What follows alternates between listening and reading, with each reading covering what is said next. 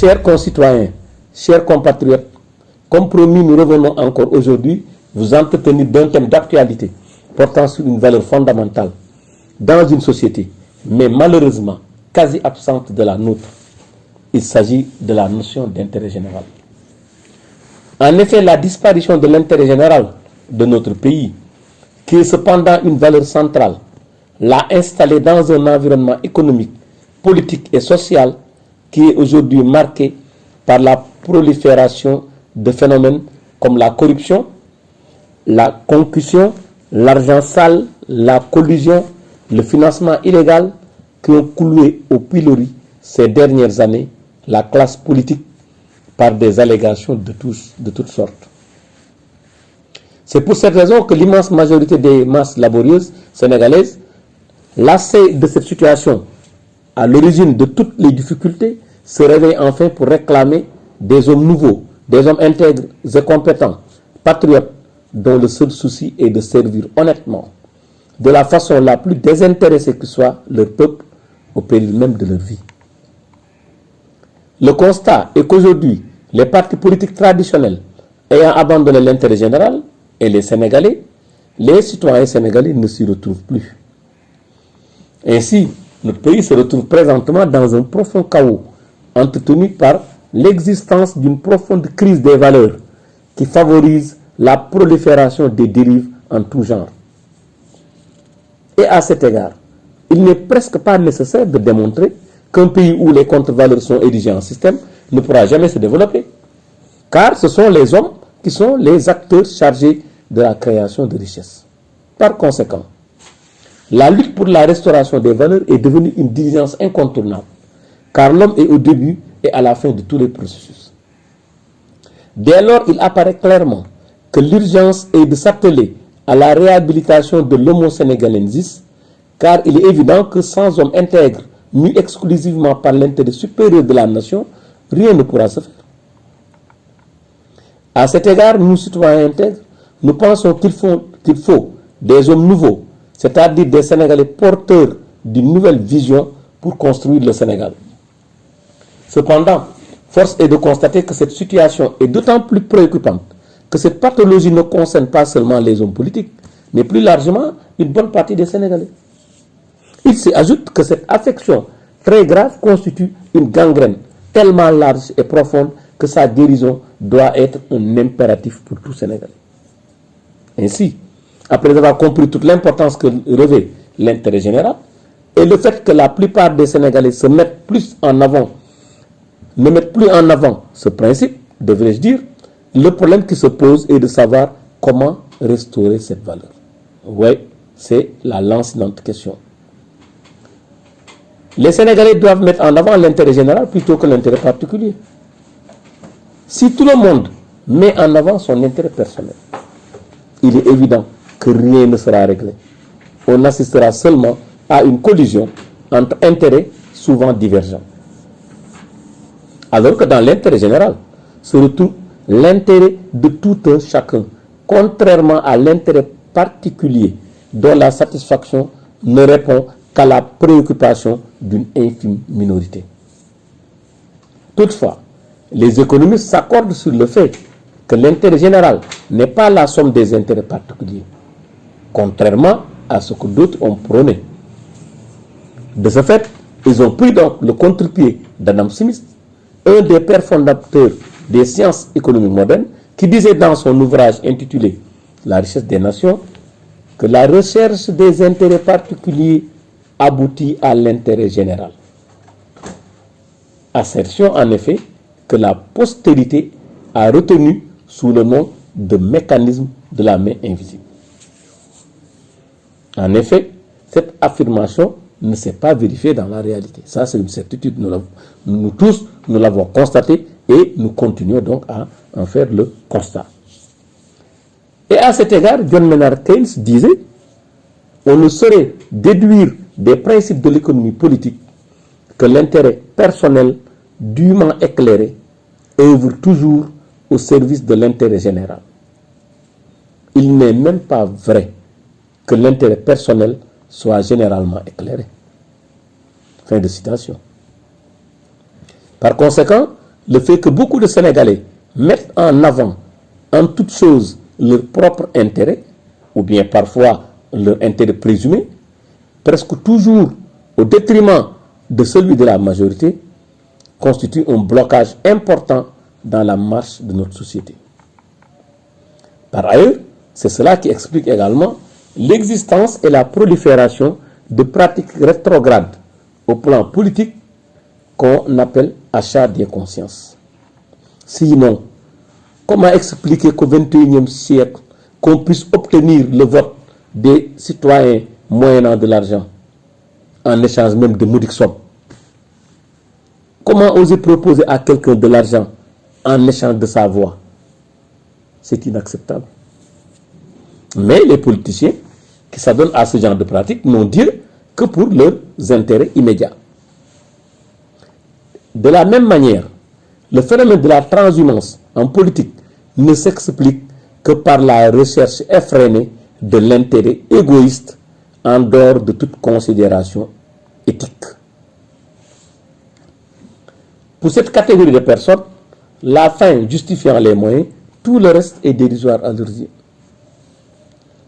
Et dans cette dynamique, comment notre société peut-elle engendrer des hommes d'État dont nous avons tant besoin? Malencontreusement, le retard du Sénégal et presque de tous les pays africains est largement tributaire de l'absence d'hommes d'État. En fait, nous n'avons que des politiciens, donc des personnes qui gèrent les affaires publiques et les intérêts de leurs compatriotes, mais dont le seul souci est la recherche et la préservation de leurs intérêts personnels.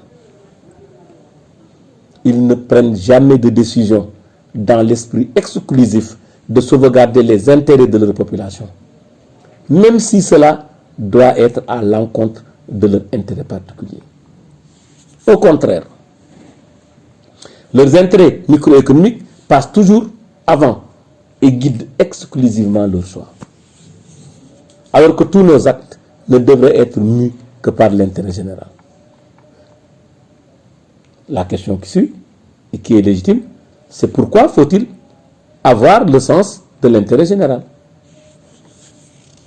Parce que l'intérêt général, non seulement il permet de renforcer le sentiment d'unité des membres de la société, mais en outre, il est un instrument nécessaire de légitimation de l'action des pouvoirs publics.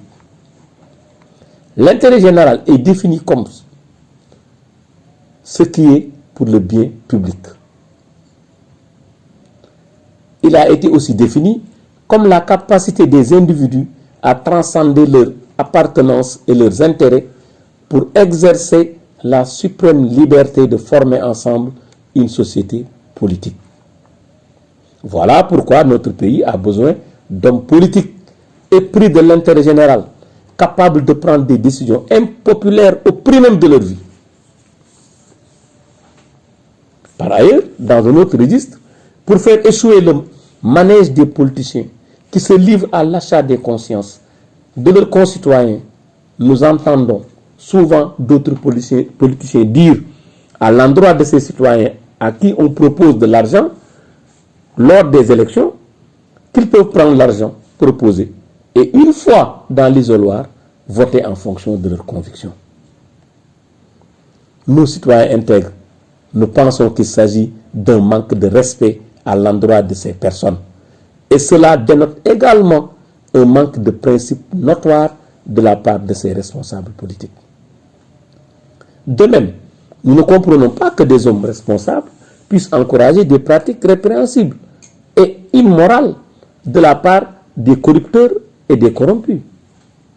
La position de ces hommes est plus condamnable et plus détestable que ces pratiques et leurs pratiquants.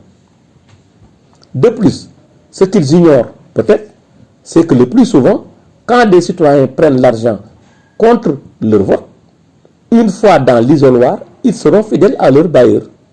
C'est naturel. Comme dit le Wolof, sinon, comment expliquer qu'au Sénégal, ceux qui gagnent les élections sont très souvent ceux qui distribuent de l'argent? Une fois qu'on est au pouvoir, c'est la croix et la bannière pour y être délogé. Parce que tout simplement, comme le crie tout le temps l'opposition, ces gens donc, se livrent à ce qu'on appelle l'achat des consciences. Donc, ils donnent de l'argent. Nous pensons que ces responsables politiques devraient plutôt dire aux citoyens qui acceptent de l'argent contre leur conscience de refuser avec la plus grande fermeté, de préférer leur dignité. La dignité n'a pas de prix. Il ne faut même pas qu'ils permettent à quelqu'un d'avoir l'outrecuidance de leur faire une telle proposition. À mes yeux, il s'agit du plus grand manque de considération et de respect, car le vote d'un citoyen est sacré et le choix doit se faire en fonction de son intime conviction et non pour des raisons bassement financières. Au total, il est plus que temps que tout le monde comprenne le sens de l'intérêt général et agisse en conséquence. Et le jour où il en sera ainsi, c'est-à-dire où les gens se mettront à agir en fonction de l'intérêt général, ils adopteront des positions de principe et non des positions circonstancielles. Mais de nos jours, parce que les gens mettent en avant leur intérêt personnel, il est courant de voir des personnes défendre aujourd'hui une position et le lendemain adopter une posture inverse. Ouais, c'est la mère constat. Il est tellement fréquent aussi de voir des individus opérer un changement radical dans un laps de temps très court que cela ne heurte plus personne. Ce que l'on combat, ce que l'on condamne parce qu'on est dans un camp, on l'accepte dès qu'on change de bord politique, sans raison, sauf l'intérêt du moment. La possibilité de telles valses, aussi nombreuses que brutales, trouve sa justification dans le fait que ces individus votent au gré de leurs intérêts, du moment, et non en fonction de principes ou de l'intérêt de tous. Ainsi, les postures ne sont plus dictées par des convictions, mais par les ambitions personnelles du moment. Dès lors, il apparaît urgent que chaque citoyen s'implique pour la recherche de l'intérêt général et soit capable de prendre de la distance avec ses propres intérêts. Mais il faut également, et surtout, que nos hommes politiques deviennent des hommes d'État, capables de sacrifier leur avenir politique et même leur vie pour l'intérêt supérieur de la nation, comme ils aiment tant l'évoquer. Chers compatriotes, chers concitoyens, arrivés donc au terme de notre communication, nous vous donnons rendez-vous très prochainement pour un autre thème et vous remercions de votre aimable attention.